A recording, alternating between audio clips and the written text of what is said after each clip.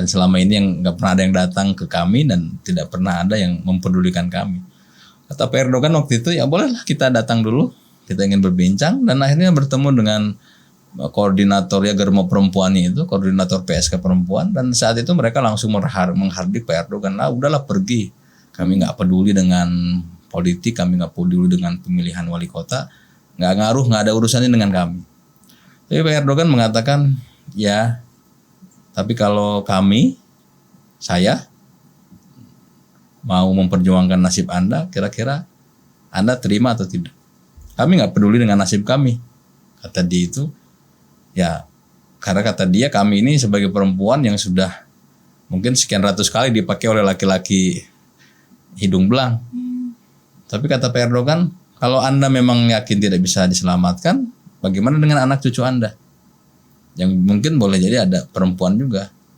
Nah, ketika itu mereka lalu luluh. Akhirnya mereka mendeklarasikan untuk memilih Pak Erdogan. Dan ini terbukti. Jadi kalau tadi pertanyaannya apa langkah-langkah step by step yang dilakukan oleh Pak Erdogan itu adalah memang menciptakan manusia-manusia terhormat beriringan dengan menciptakan lingkungan yang terhormat. Semua yang ada di rumah memperhatikan YouTube ini juga nanti ada keinginan untuk mengirimkan anaknya laki-laki maupun perempuan untuk studi SMA atau kuliah. Mungkin juga saya bisa membantu. Assalamualaikum warahmatullahi wabarakatuh, sahabat muslimah dimanapun Anda berada. Kali ini kita jumpa lagi di podcast Berbagi Inspirasi dan Cerita tentunya. Nah, kali ini ada yang spesial karena tamu yang saya undang ini adalah tamu yang sangat spesial sekali. Ini segmen pertama yang membuat saya sangat bersemangat sekali karena tamu yang saya undang ini.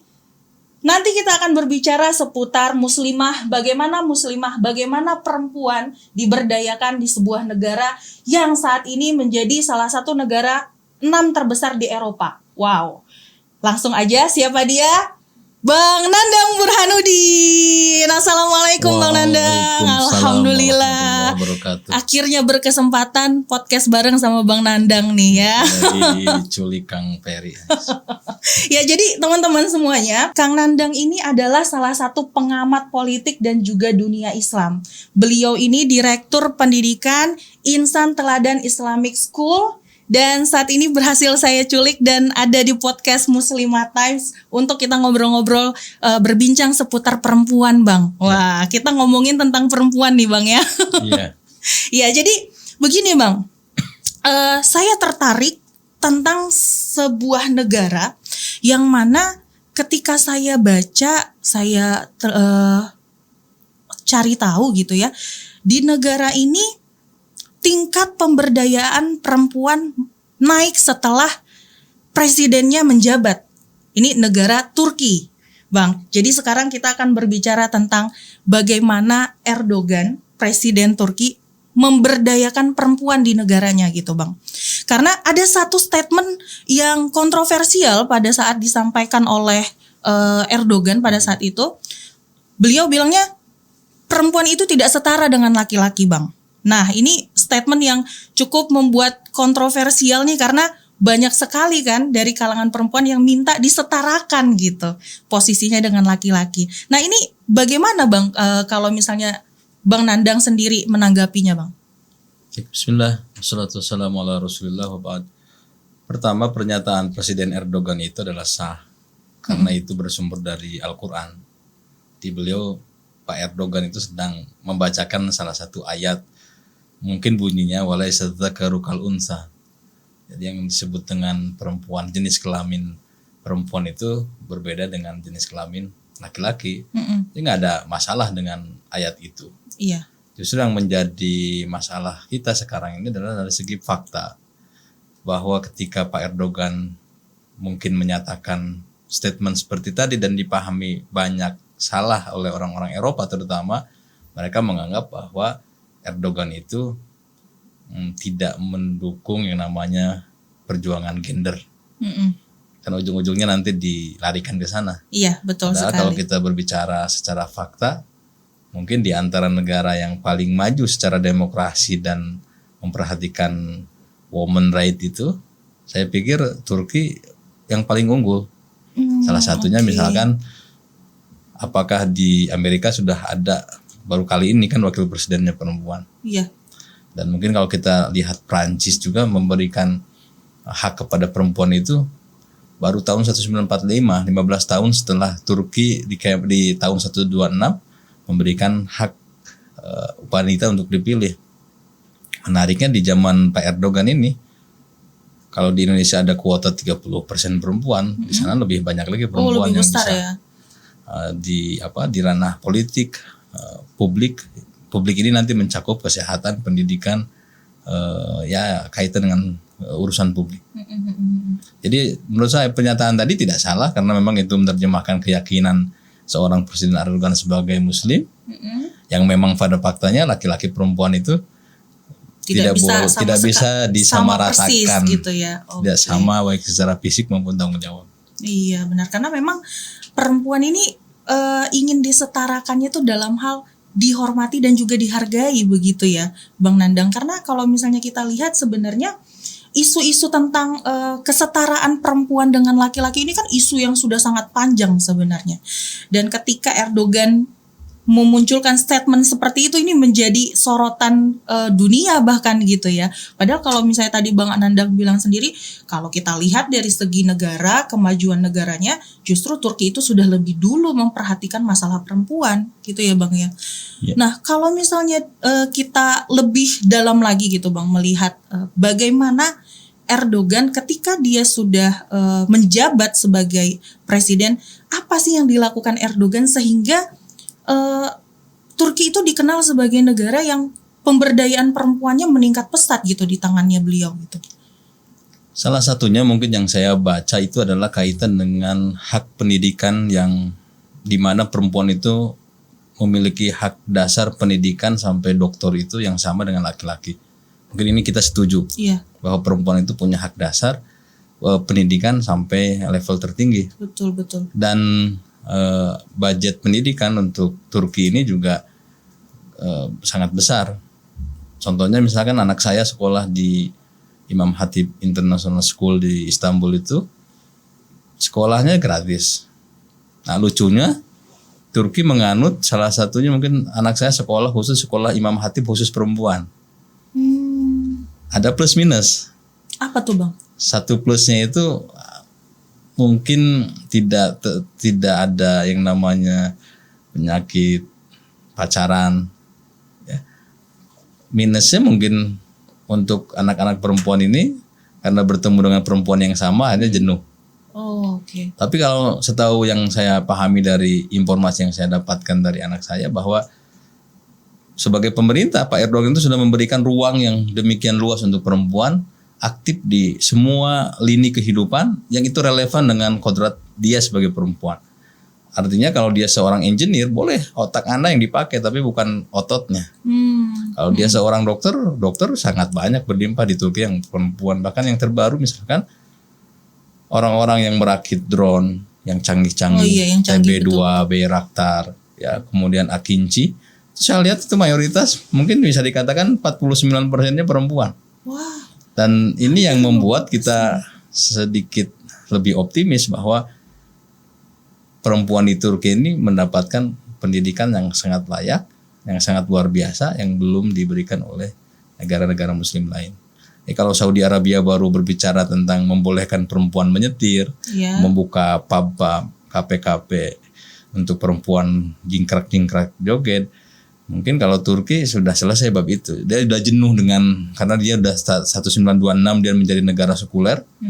Kemudian perempuan itu oleh Atatürk dipaksakan oleh negara untuk menjalani hidup sama dengan laki-laki. Di era Pak Erdogan ini dikembalikan kepada equilibriumnya yang seutuhnya. Sehingga dia tidak timpang ke liberal, tapi juga tidak timpang ke terlalu konservatif. Jadi balance, di tengah-tengah. Ya. Oke. Karena tadi 50%-nya pembuatnya itu adalah perempuan. Wah, saya luar biasa nih ya, keren banget gitu. Saya belum pernah mendengar teknologi yang sedemikian canggih yang dirancang setara banyaknya dalam hal jumlah di Turki itu ya, Bang Nandang ya. Oke. Dan di sana ditambah pula pendidikan memang gratis ya. Memang gratis. Semuanya bisa mencapai tingkat pendidikan Setinggi mau mungkin, dia, semau setinggi, dia. Iya betul, setinggi mungkin. Selagi masih ada kemauan dan Iya. memang goal hidupnya yang ingin mencapai ilmu atau pendidikan tinggi ya Bang ya. Oke, kalau kita berbicara tentang tadi Bang Nandang menyinggung ketika di zaman Kemal Atatürk gitu ya, ada yang namanya modernisasi Islam di zaman itu, sehingga seperti perempuan dipaksa untuk bisa setara gitu ya, bisa mengikuti perkembangan zaman, tapi anehnya menjadi condong ke liberal gitu ya tadi ya Bang ya. Ya. Nah, ketika awal Erdogan memimpin Bang, tentu ini tidak mudah ya Bang, karena ini kita berbicara negara. Langkah-langkah strategis Erdogan pada saat itu seperti apa Bang, sehingga sekarang bisa terlihat kemajuannya, dikembalikan lagi perempuan ke asalnya gitu ya. 1994 ya, saat beliau mau mencalonkan menjadi wali kota itu, yang beliau datangi pertama kali adalah, mohon maaf nih bahasanya kurang bagus mungkin untuk informasi muslimah, yaitu adalah tempat-tempat prostitusi. Jadi beliau datang mungkin di pagi hari, dini hari lah, pukul 2, pukul 3 dini hari begitu. Lalu berjumpa dengan Germo ya, pemilik prostitusi itu, dan Pak Erdogan bertanya, boleh Pak, atau mungkin apalah bahasa atau apa istilah bahasa Turkinya, boleh nggak kami dari calon wali kota untuk bertemu dengan para PSK? Dia tertawa gitu. Ente ada-ada aja lah. Biasanya kami ini hanya jadi ya jualan politik aja. Dan selama ini yang nggak pernah ada yang datang ke kami dan tidak pernah ada yang mempedulikan kami.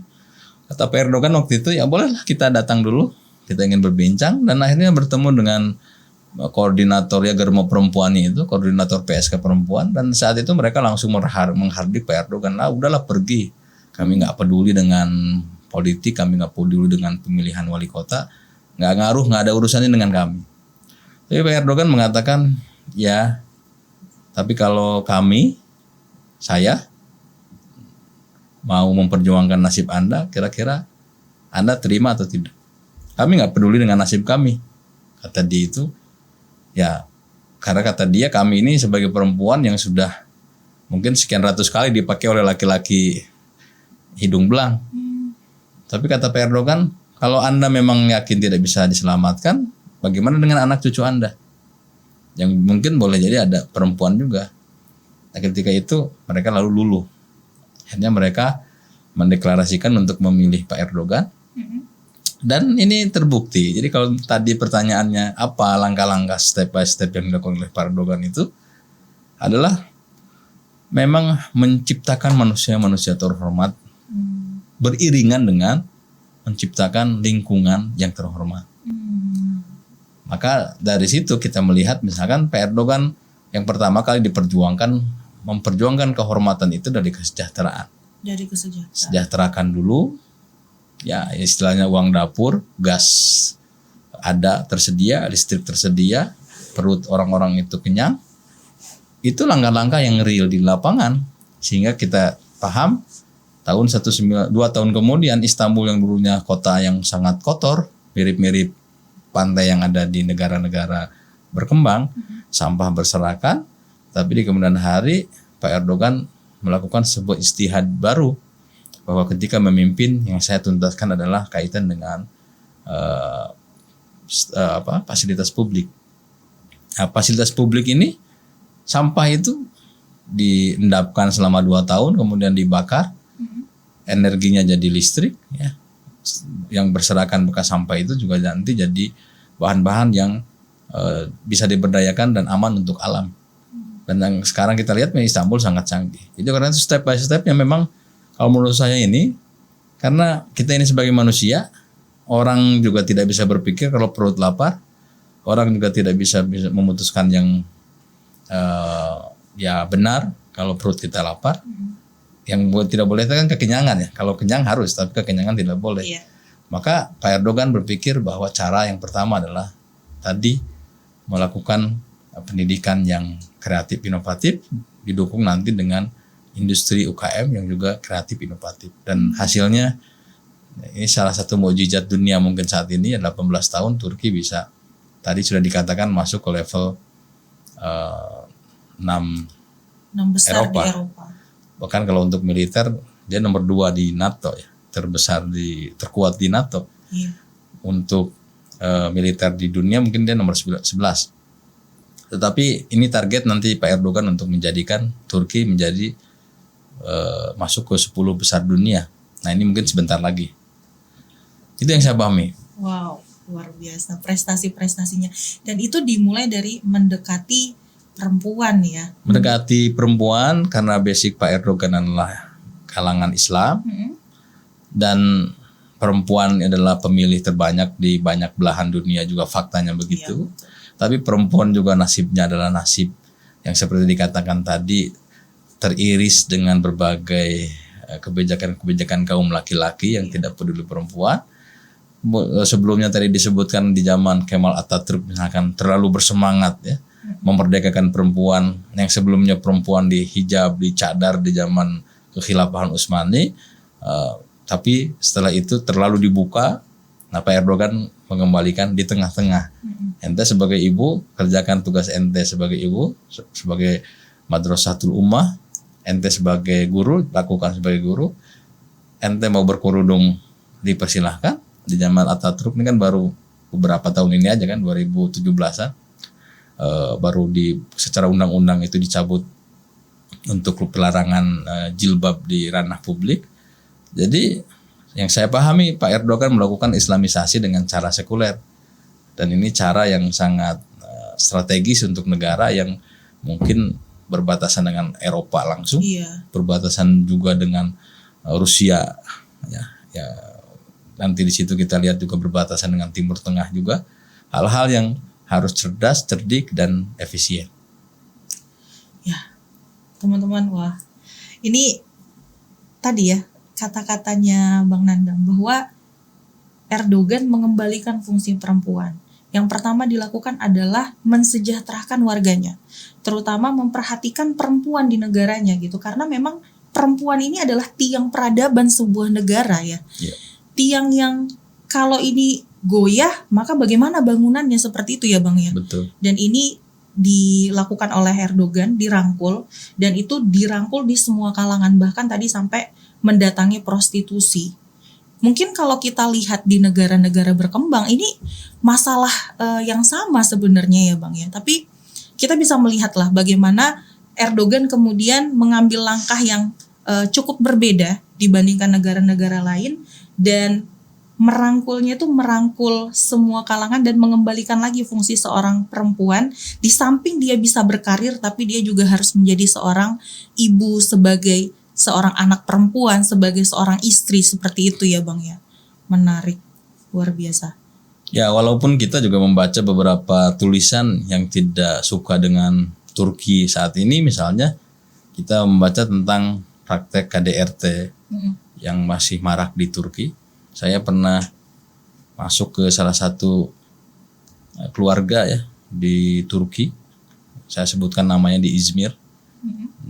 Dan saya melihat memang kalangan Turki yang usia di atas 50 tahun yang masih era-era masa lalu ini, secara kejiwaan mentalitas itu ini perlu sentuhan keislaman.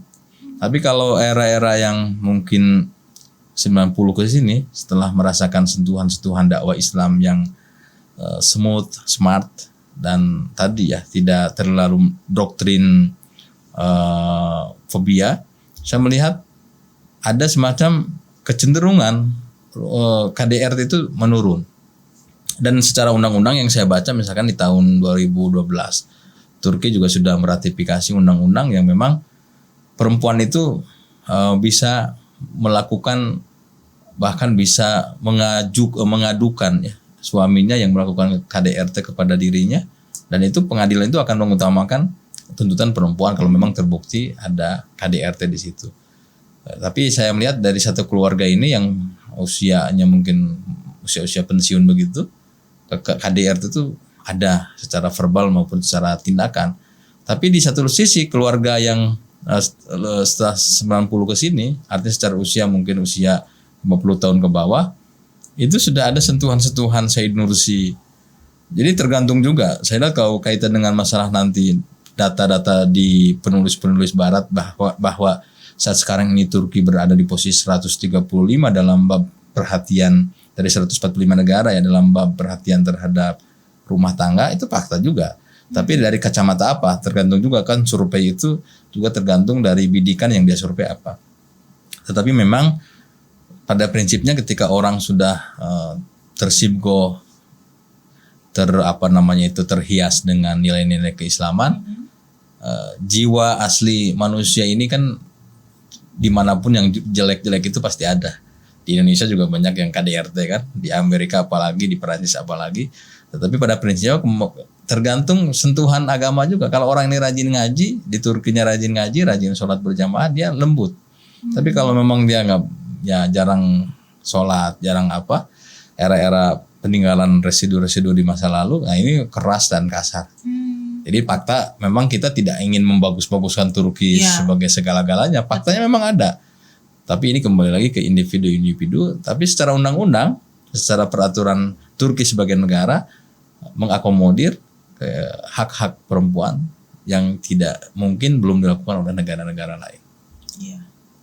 Baik Bang, terima kasih Bang informasinya. Berarti ternyata memang kita juga tidak mau membuat Turki sedemikian sangat bagus sekali dalam hal pemberdayaan. Ya, akhirnya pada perempuan Indonesia pada pindah ke Turki, ingin nikah sama orang Turki kan. Gawat ya Bang. Nanti anak-anak muda kita pindah ke sana semua ya. Sedangkan kita juga butuh anak muda di Indonesia saat ini ya. Iya. Oke. Nah, kalau misalnya tadi ya Bang, sedemikian bagaimana perempuan di Turki seperti itu ya. Dari dia tadi kita juga tidak menutup mata dari kejadian KDRT. Saya tertarik begini Bang, ketika di tahun 2016 ya Bang ya kalau nggak salah sempat terjadi kudeta terhadap Erdogan pada saat itu. Dan ternyata yang saya lihat ini bisa gagal karena sudah ada beberapa kali dalam sejarah di Turki presiden yang naik itu digulingkan oleh kudeta gitu ya Bang. Tapi ketika Erdogan ini naik di tahun 2016 terjadi kudeta, itu bisa gagal. Iya. Bagaimana Bang itu bisa terjadi Bang? Karena kalau kita lihat sejarah kan beberapa kali selalu berhasil. Pak Erdogan sendiri kan ada yang menulis 7 kali percobaan kudeta dan gagal semua, dan terakhir itu di tahun 2016 bulan Juli itu. Saya kebetulan hadir di peringatan tahun pertamanya di 2014 saya ke Turki belum kudeta. Tapi 2017 saya hadir di sana, atau 2018 saya juga hadir untuk memperingati peringatan gagalnya kudeta itu. Yang saya lihat memang kalau kita lihat kaitan dengan perempuan juga, ternyata yang banyak menolak kudeta juga adalah ibu-ibu desa, ibu-ibu perkampungan, dan juga ibu-ibu muslimah yang ada di perkotaan. Kenapa? Karena tadi Pak Erdogan ini memiliki kebijakan yang sangat, kalau menurut saya ya, sangat ramah perempuan, sangat ramah orang-orang yang berkebutuhan khusus. Kendaraan, jalan tol, fasilitas publik semua dibangun tanpa hutang, ini catatannya tanpa hutang. Sehingga perempuan-perempuan ini merasakan bahwa saya tidak susah-susah nyari gas. Karena gas itu sudah ngalir ke rumah, ke dapur kita. Saya nggak susah-susah nyari makanan, kan suplai makanan itu sepenuhnya ada. Petani-petani di desa-desa yang rata-rata juga ibu-ibu juga merasakan, saya juga pertanian saya dihargai betul oleh pemerintah. Dan diharga dengan harga yang layak, pantas. Sehingga dia bersemangat untuk bertani. Sehingga kita lihat ya catatan ekspor Turki untuk hasil-hasil pertanian ini kan sangat-sangat signifikan untuk roda ekonomi di Turki. Kemudian juga Pak Erdogan bisa mendatangkan wisatawan dengan fasilitas bandara. Di mereka berobat rumah sakitnya standar Eropa semua, standar internasional semua. Jadi sangat nyaman dan ya buat apa lagi kalau nanti kudeta ganti belum tentu yang bagus-bagus karena pada faktanya kita juga pernah merasakan dulu menggoyang-goyang Pak Harto ya kita juga merasakan ternyata kata Pak Harto enak zaman kuto ya. Iya, banyak memes. Demikiannya zaman siapa itu? Zaman Gaddafi di Libya ya atau zaman Mubarak di Mesir.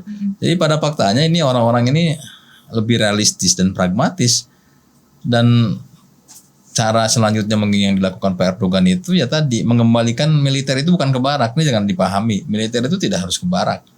Tetapi militer itu kembali kepada tugas untuk mempertahankan kedaulatan negara. Betul. Maka di tahun 2016 ini kita paham terjadi pembersihan aparat-aparat jenderal-jenderal perwira-perwira menengah di Turki dan ini juga kaitan dengan Gulenisme itu, jamaah Gulen yang ternyata banyak mengkooptasi berbagai lembaga-lembaga publik di Turki. Sehingga ketika terjadi kudeta ini betul-betul menjadi media Pak Erdogan untuk melakukan pembersihan. Karena ternyata misalkan salah satu contohnya di tahun 2012 jamaah Gulen ini juga yang ternyata melakukan berbagai aksi yang meloloskan berbagai tindakan bom bunuh diri yang terjadi di Taksim Square dan seterusnya atau pemberontakan PKK PYD yang dari perbatasan Syria itu masuk ke Turki dan salah satunya mungkin karena beberapa aparat imigrasinya, beberapa aparat polisinya atau tentaranya yang pura-pura tidak melihat. Nah, sehingga terjadi berbagai peledakan-peledakan. Dan alhamdulillah setelah terjadi kudeta itu gagal, pembersihan ini dijalankan dan Turki sampai detik ini belum ada lagi. Iya. Ya.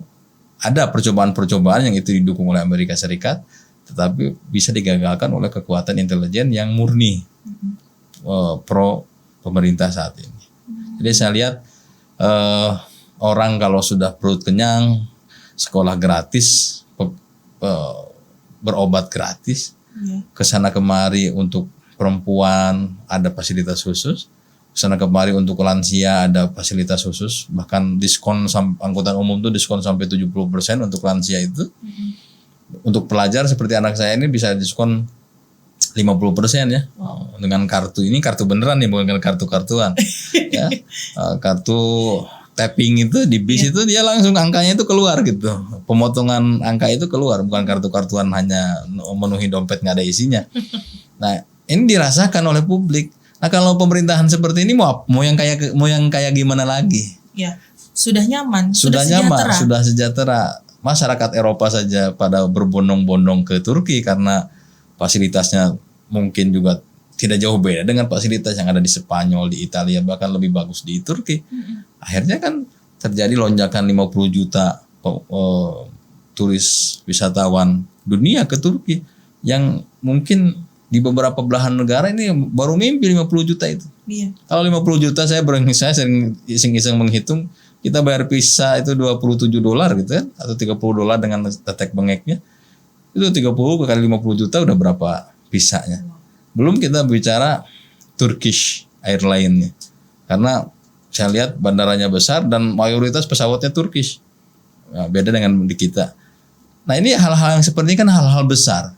Jadi oleh karena itu ketika pemimpinnya berbicara hal besar tidak terganggu dengan retorika tentang emansipasi, retorika tentang woman right, tidak berbicara yang terlalu mensimplikasi masalah atau terlalu ekstrim kanan atau ekstrim kiri. Ekstrim kanan yang saya maksudkan perempuan harus cadaran, nggak boleh keluar rumah, tidak. Silakan keluar rumah tapi untuk maslahat. Saya kan keluar rumah tapi untuk kebaikan, untuk ilmu, untuk dokter, untuk perawat, dikasih fasilitas lux, jemputan dan segala macam sehingga mereka merasakan menjadi wanita Turki ini menjadi wanita yang sangat terhormat. Anda ya kita jangan coba-coba nanti kan lihat orang Turki cantik-cantik ya. Kebanyakan cantik. Saya selama di Turki nyari yang jelek itu agak susah. Oh gitu ya. Tapi ketika melihat yang cantik jadi bosan juga karena cantik semua. Masya Allah. Nggak ada pembandingnya. Nggak ada pembandingnya. Nah artinya kita melihat saya yakin ini Turki ini secara sejarah dan secara ya 600 tahun ya mengelola dunia ini, saya yakin wanita di situ mirip dengan beberapa film yang sekarang lagi box office di YouTube ya, seperti Ertugrul, dan di situ nanti ada Halimah Hatun, ada ya berbagai peran perempuan yang sangat signifikan bagi pembangunan peradaban Turki Utsmani saat itu. Perannya itu sama yang sekarang tengah diulang oleh Pak Erdogan ketika memposisikan perempuan itu seperti para istri-istri Sultan pendiri Utsmani. Insya Allah. Jadi fokus pada kesejahteraan warga di dalam negeri, dan ternyata itu mendatangkan banyak pintu-pintu ekonomi gitu ya Bang ya. Tadi tertahu-tahu ada banyak lonjakan turis yang datang ke Turki karena memang dunia juga menyorot gitu ya Bang, melihat wah di Turki enak nih, masa iya sih seperti yang diberitakan gitu. Ketika orang lain datang berkunjung dan merasakan nyaman, oh iya ternyata memang benar seperti yang diberitakan gitu ya. Jadi akhirnya nyaman, mulut ke mulut, malah ngajak teman-temannya, dan mungkin yang merasa nyaman ya bisa tinggal lama di situ gitu ya Bang ya. Dan tadi ketika diberikan kebebasan, silahkan perempuan itu keluar malam-malam ya demi ilmunya misalnya, demi perawat dokter yang merawat pasiennya, tapi memang aman ya Bang ya keluar di sana buat perempuan sampai dengan tengah malam menjelang. Kalau perempuan tengah malam ini jarang ya, kecuali tadi mereka yang bekerja di public health, public apalah. Saya pikir kalau di Turki juga ya, ramainya itu sampai jam 9 malam saja. Ya, apakah di Turki juga ada kupu-kupu malam? Ya ada lah, di mana-mana juga kan. Karena tadi kan PSK dan semuanya juga ada pada faktanya seperti itu. Tetapi saya lihat ada semacam keengganan perempuan-perempuan. Kita tidak berbicara kadar agama, tetapi berbicara misalkan kadar bahwa orang Turki juga malas juga kalau jam 8 malam dia masih berkeliaran di luar, kecuali untuk hajat, karena mungkin secara cuaca, kecuali mungkin di musim panas ya, karena mereka panas, main di taman-taman bermain yang sangat aduhai saya lihat itu wajar. Tapi kalau musim dingin, buat apa mereka keluar malam-malam? Musim dinginnya dingin banget gitu, iya. Kadang sampai minus 5 derajat dan seterusnya. Saya lihat aman. Pada faktanya tidak ada pembegalan, tidak ada hal-hal yang negatif terjadi karena hukum polisi bertugas secara baik, dan mereka itu ketika saya lihat aparat-aparat polisi itu tidak ada yang meninggalkan pos jaganya. Mungkin beda di beberapa tempat pos jaganya ada tapi orangnya nggak ada. Nah, di sana nggak, jadi dia harus jaga di situ ya pasti ada, dan juga ya dibantu juga dengan teknologi. CCTV sudah di setiap pojok kota ada CCTV, sehingga mereka itu akan merasa aman. Ini yang saya yakin ini kaitan dengan masalah idealisme dengan modernisme ini disatukan dalam satu sinergi, sehingga ujung-ujungnya siapapun merasakan aman dan nyaman. Ya kadang anak saya juga kalau misalkan harus ada urusan yang pulang jam 9 malam naik semacam kereta bawah tanah atau kereta yang di atas itu ya, biasa saja berjalan, nggak ada apa-apa. Transportasi publik itu aman lah ya Bang ya. Aman, sangat aman. Terutama untuk perempuan, karena kan perempuan kalau dibandingkan kekuatan dengan laki-laki kan jauh ya, secara fisik gitu ya. Oke, baik teman-teman, buat teman-teman, Bang Nandang ini juga punya YouTube channel. YouTube channelnya UNB Channel ya Bang ya. Iya. Silahkan nanti bisa klik di bawah ini, bisa follow juga, subscribe jangan lupa, karena di YouTube channelnya sendiri Bang Nandang juga sering mengangkat isu-isu tentang Turki, tentang politik, tentang Erdogan gitu ya Bang ya. Jadi buruan deh subscribe ya teman-teman ya. Oke, terima kasih Bang Nandang. Bincang-bincang kita kali ini banyak sekali insight dan juga manfaat, inspirasi yang kita dapat, terutama buat kita nih kaum perempuan di Indonesia gitu ya, sebagai muslimah. Kita juga harus bisa melihat dunia luar, kita juga harus bisa belajar dari negara-negara yang sudah lebih maju dari kita tentunya, dan mungkin akan ada inspirasi insight yang bisa kita ambil dan bisa kita terapkan di kita gitu ya Bang ya. Terima kasih sekali lagi Bang Nandang. Sama-sama, saya ingin nambahin sedikit kalau muslimah semua yang ada di rumah memperhatikan YouTube ini juga nanti ada keinginan untuk mengirimkan anaknya laki-laki maupun perempuan Ya. untuk studi SMA atau kuliah, mungkin juga saya bisa membantu. Wah. Dan ini bekerja sama dengan channel di sini nih. Wih. Muslimah Times Yang ya. muslimah. Ini nanti bisa kita buka untuk belajar di Turki. Saya punya pengalaman, alhamdulillah kemarin memberangkatkan juga. Anak saya sudah mungkin insya Allah juga masuk ke Fakultas Kedokteran setelah SMA di Turki ini. Dan menurut saya studi di Turki murah. Kedokteran cuma 2,7 juta kalaupun bayar, tidak beasiswa. Tapi untuk SMA ini gratis. Gratis. Gratis seragam, sepatu, buku, gratis semua. Kecuali makan saja. Ya ini pengalaman, saya bahagia kalau nanti teman-teman muslimah di sini bisa ikut merasakan nikmatnya memberangkatkan anak sekolah di Turki. Dan alhamdulillah saya mendapatkan orang tua asuh yang juga aktivis Islam, yang sangat care dengan anak saya. Dan alhamdulillah happy ya. Bahkan mungkin kalau nanti ada 2 atau 3 yang mau berangkat di bulan atau tahun yang akan datang, saya mempersilahkan dan bisa kontak teman-teman yang ada di sini. Oke, siap. Nanti kita pasti akan sambungkan ke Bang Nandang ya Siap. Bang. Wah, kita dapat bonus nih teman-teman. Jadi silahkan buat teman-teman semua yang mau melanjutkan pendidikan di Turki tingkat SMA maupun kuliah, bisa hubungi Muslimah Times. Nanti kita akan bekerja sama dengan Bang Nandang dan kita akan membantu teman-teman semua atau anak Bapak Ibu sekalian untuk bisa kuliah di Turki.